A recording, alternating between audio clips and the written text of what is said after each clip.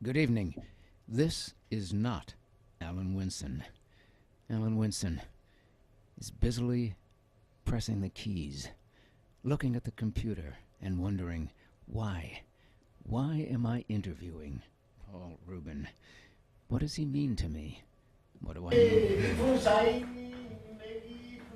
What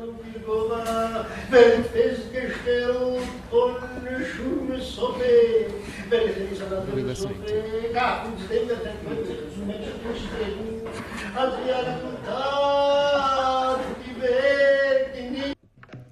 That sounds like just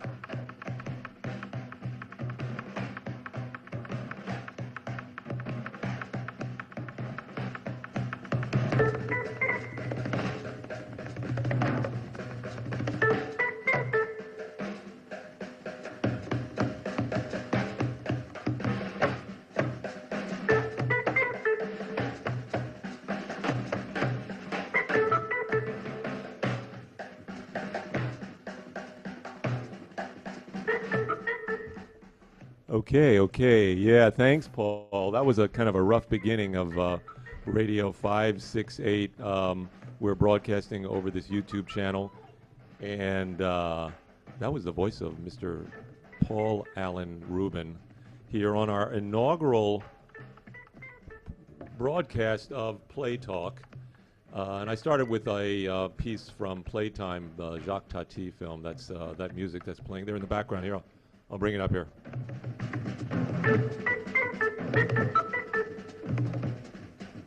Okay, there it is. We'll take that out. And Mr. Paul Ruben's in the room. But before we begin, I just wanted to make a quick statement of intent. And Paul, if you want to throw anything in and say, well, that's all bullshit, which it all is. It's all bullshit. This program that I created is basically for me to have a chance to talk to people who I think are interesting, to have a conversation, a talk about nothing in particular things. We'll start with some particular ideas and an organization, and then if we get off the organization, well, that's fine. There's a piece of paper here with a list of things, and if we talk about them, we do. If we don't, we don't. So basically, I just want to have conversations. And today, our first conversation on Play Talk is with Mr. Paul Allen Ruben, who was playing around with the mic. And so, hey, man. Well, thank you. I'm glad to be here. I really didn't have anything else to do, so I'm very, very happy that to makes me be good. able to occupy myself for right now. Yes. Right. Which kind of gets all to the end of the program when we're talking about waiting for Godot. Yes. So this is just a moment to occupy your time moving through the moment. I'm enjoying it, though. All right. Okay, good. So I thought maybe we could start with kind of a talking about how you and I began, the Paul and Alan show, how that began. I've known Paul for many years. I mean, I start adding up the years. It's like, how many? 35? It makes you officially old. Yeah, it's more than 35 because 1977. Yeah, amazing. So it's going on 40 years. It is. Wow. It's just, time is just elusive to me. Yeah.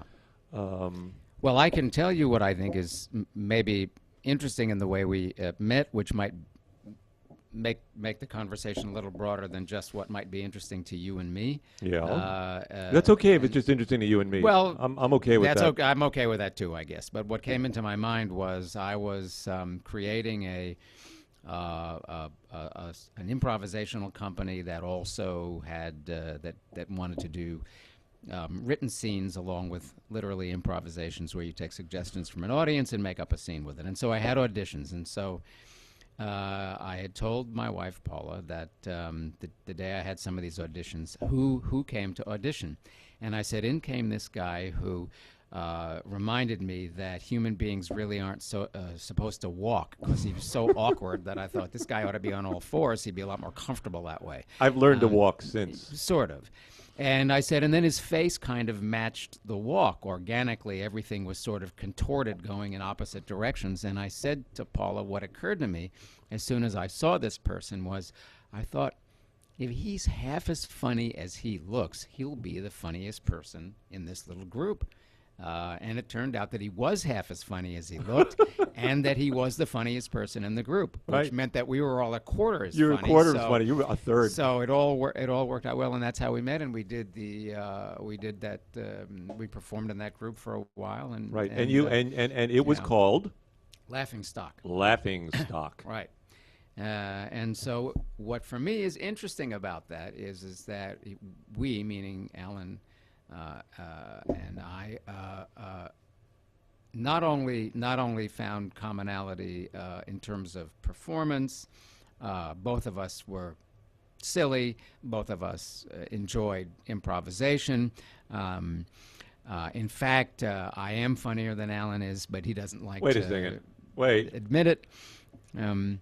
But what I also found interesting too was that commonality broadened out, and I think we developed a friendship that became more complex and not just predicated on working together. So we were able to have a friendship outside of working. Yeah, and which I found. it was even the friendship actually was a lot. Well, the working together was great. Laughing Stock was wonderful. It was wonderful. And I go back to it. Paul and I did and everyone who knows us already knows this, but since we're broadcasting, and this will be podcast later, so our children can listen to it if they want, which they probably won't, is that we had a routine that we did, and it was Paul played a dummy. I'm not going to say any more about that because Paul is smaller than I am. And I was the ventriloquist, and it was the Ham and Eggs show. This was one of the skits that he wrote, and Paul wore a little kind of a monkey hat. It was kind of the hat that a monkey would wear when Like an organ grinder. An organ grinder monkey, right? With a little strap under the chin, and it was over his head. And I would carry him out in my arms and sit down, and he would be the dummy, but but the dummy wouldn't cooperate. The dummy just didn't want to go along with what the ventriloquist wanted, and the whole thing ends with a huge fight between the dummy and the ventriloquist. Now, how did you get that idea? I stole it from a similar scene at Second City, and then we made it our own. I worked with the Second City touring company for a year, and I did a similar scene there, although all of the dialogue and all of the actual stuff that we said was written, I guess, by me for our time in New York, but that's where I got the idea from. And, right. So the original idea of Ham and Eggs was something that came out of an improv. That I sniped or swiped from Second City. Right. I don't know if it came out of an improv. It might have been a set scene. I don't remember, but it came out of that experience. Yeah. Hello, ladies and gentlemen, and welcome to the Ham and Eggs show. Is that how it started? What's the opening line? Hi, no, my name is Mr. Ham, and this is Mr. Eggs. We're Ham and Eggs. You're asking me to go back I know. a lot of years, and I don't remember really. But what I do sort of viscerally feel still is. The sight gag was funny. Everybody laughed because you're 6'2" and I'm 5'2", and so or 3 or whatever I am, and so we had this. You're getting the 5'2". Yes, and obviously I was, able to affect the dummy, and you did the ventriloquist in a way that created. Actually, what I think is interesting about it too is the following. So if I get a little serious, am I allowed to do that? Oh. Okay. No. So. What it actually reminds me of is the fact that what is it about two idiots like you and me walking out there, one of us being a dummy and you being this ventriloquist, when in fact the audience knows, the people coming know, and they're laughing, they know I'm not a dummy, and they know you're not a ventriloquist, and yet. What is it about that experience that causes them to laugh? So what I think the answer could be, or at least let me say it differently, not the answer, but what could propel a conversation about this is the following. Is that, in my opinion, humor is by and large an intellectual experience. That is to say, if you do not have an intellectual reference level about something, you can't laugh at it. For example, if all of the people who came to see this show had no sort of sense, no sort of reference to what a ventriloquist does, what a dummy does, and understood that relationship, which is, in fact, the dummy can only do what the ventriloquist gets the dummy to do. If you don't have that reference, you can't laugh when all of a sudden you begin to see a ventriloquist and a dummy, and then suddenly the dummy resists, and all of a sudden the dummy's not really the dummy anymore, and he's biting the hand of the ventriloquist, and the ventriloquist is trying to go on and pulling the strap on the dummy's face and pissing him off. And so what you're doing is you're surprising the audience, you're interrupting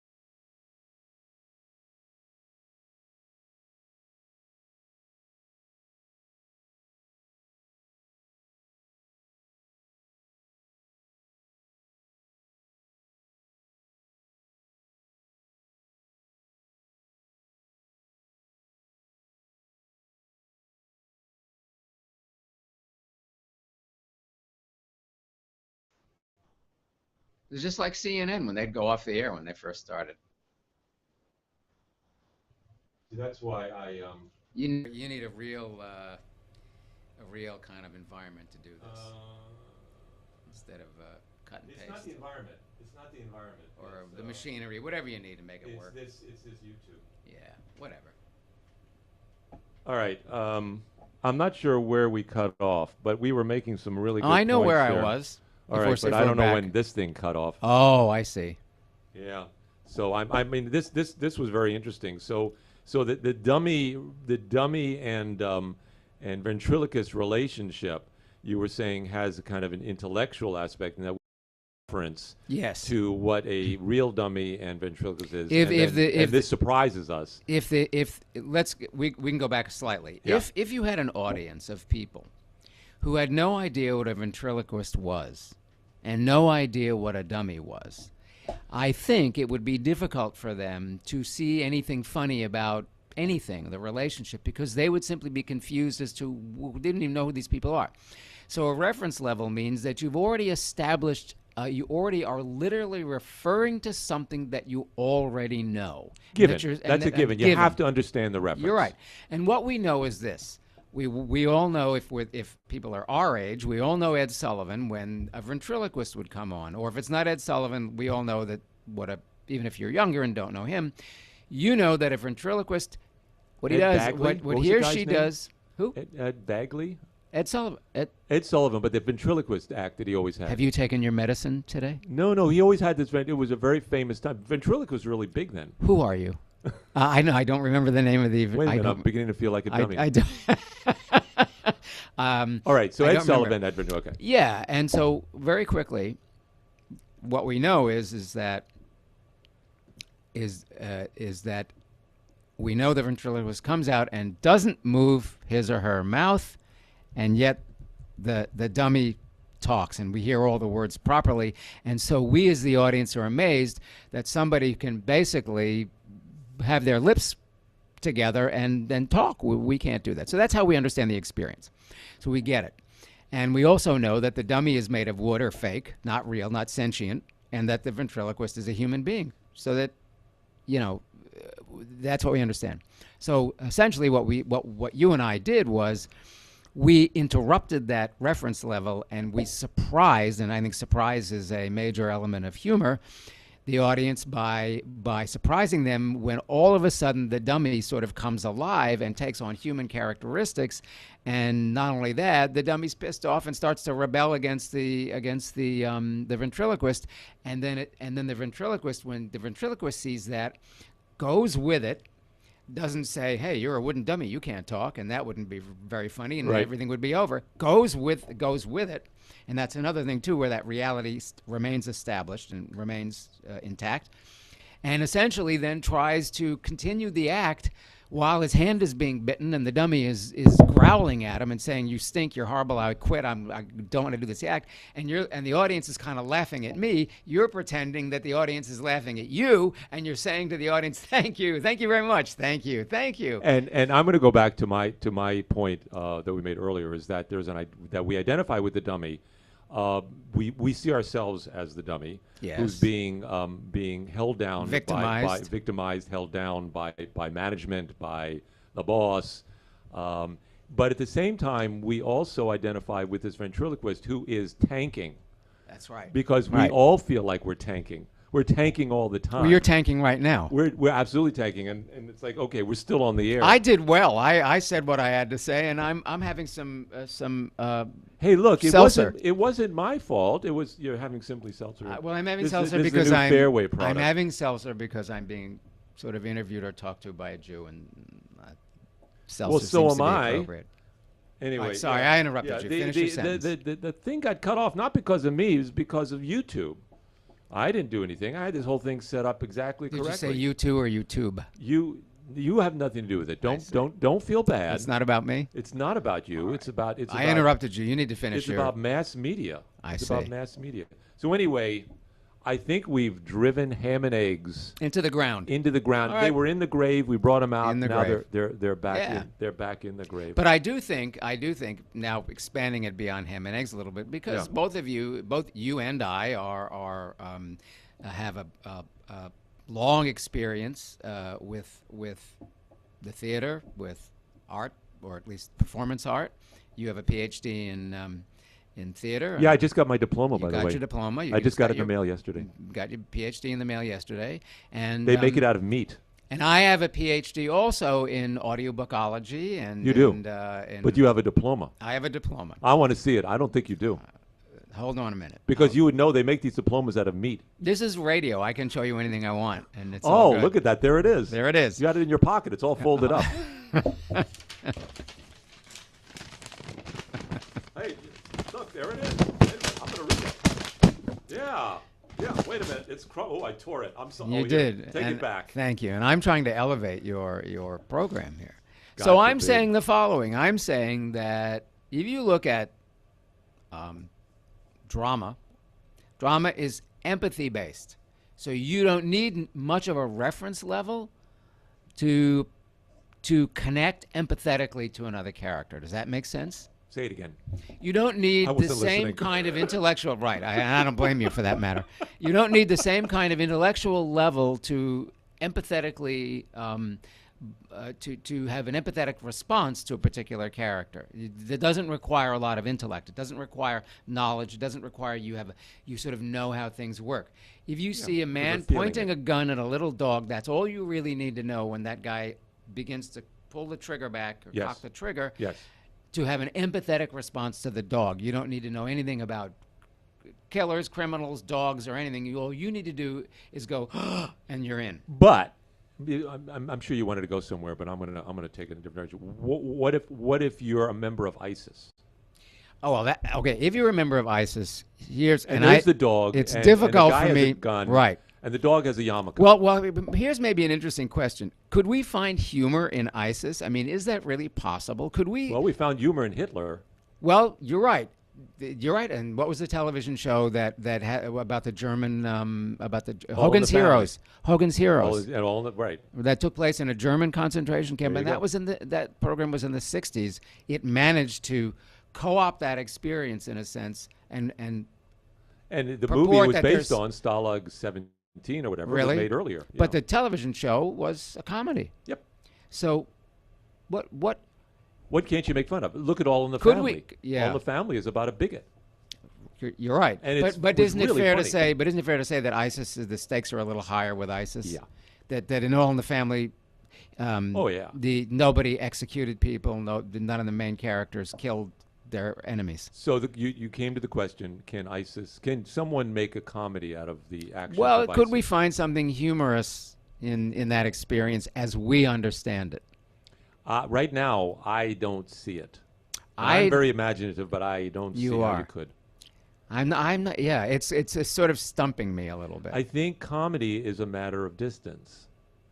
And I think we are able to laugh at something like Ham and Eggs or at ISIS or at Hitler or whatever because we have a distance from it. Right now, we're right in the shit of ISIS. Well, it may be, too, that at least for some of us, there's such an empathetic, reflexive response to people who have been, possibly from our point of view, taken advantage of, killed by ISIS, that we can't, as you said, distance ourselves from it enough to find anything humorous about it because they do look stupid covered up in all those scarves. Yeah. I mean, only their nose shows. Right. Now, let me see if I can make it funny. Let's say we had two ISIS members. One was tall and one was short. Yeah. And we sent them the script for Ham and Eggs. Yes. And they were to kind of do this, do it in their headscarves. You mean on their off hours when they're not on their beheading off hours when they're not somebody. actually beheading someone. Yeah. Right? And they actually do it like on YouTube, and they hi, I'm Ham and Eggs, and yeah. Would that be funny or would it just be sad? I don't know. I'm ham. Your eggs. Your eggs. What do you want? Ham and eggs. Look. What is this ham and yes. eggs? What is this ham and eggs? Ham and eggs. What? First of all, ham. They can't be Jewish because it's ham. So I say to you, I say, Allah. But the problem is that halfway through the ham and eggs routine, he might say, look, you bite my hand again, I fucking cut your head off. And I'm not kidding because, You're that's starting what... to sound Russian, but I Oh, you're get right, it, okay. Right. You get and the then idea. instead of like pulling the little string down Yeah. and Yeah. flicking it down under your neck, I'll just chop your head off. It's a good thing that I'm not planning on running for office. No, this would pretty much be the end of it. This would pretty much be the end of it, wouldn't we it? have a tape. Yeah, Mr. we Ruben, have a tape of We you have a tape. pretending to be an ISIS And then I would member. deny that was my voice. Sounded like a Russian, but Yes, that's you true. pretended. Yes. Well, the accent was okay. It was good. Okay. It was good. No, it was good. It was Russian would be more like The that. Russian, you're right. That'd be The more like Russian it. more like that. I could do You're Russian. good with the voices. Yeah, I can do Russian. That would be Russian. So I was thinking that, but we could talk about what's going on in Russia and Ukraine. But we could not talk about it. Whatever you like. My accent, I'm thinking, was not that bad. Now it's Russian. Which, But I could change my accent and talk like this here, if you want me to.